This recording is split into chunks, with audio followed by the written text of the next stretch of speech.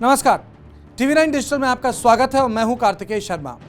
आज सियासत की बात पे चर्चा करेंगे कि क्या रूस यूक्रेन पर हमला बोलने वाला है, क्यों अमेरिका यूक्रेन में अपने सुरक्षा सलाहकार भेज रहा है और क्या यूरोप अपने बचाव के लिए अलग से फौज खड़ी करेगा।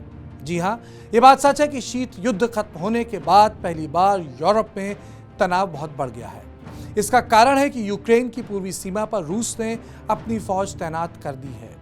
रूस के 1 लाख सैनिक, जिसमें स्पेशल फोर्सेस स्पेटनास और T-80 टैंक बटालियन ग्रुप शामिल हैं, सब के सब यूक्रेन की सीमा पर तैनात हैं। रूस ने अपनी फौज सुवाल्की गैप पर भी तैनात कर दी है।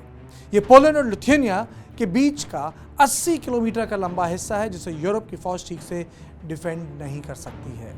सुवाल्की गैप में सैन्य गतिविधि को युद्ध का संकेत माना जाता है।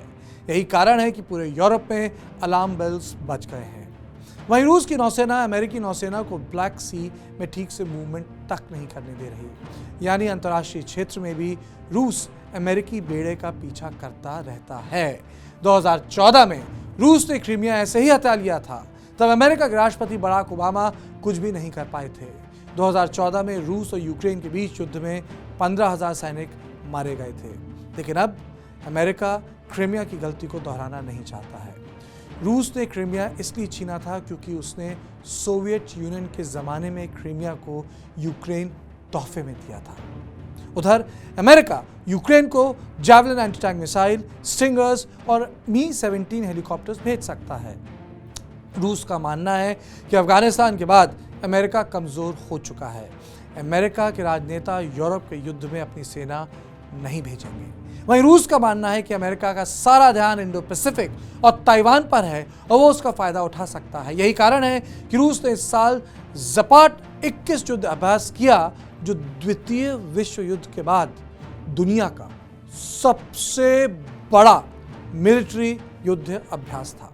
रूस ने पश्चिम के मिलिट्री ऑब्जर्वर्स को अभ्यास देखने की इजाजत भी नहीं दी, जो उनका अधिकार था।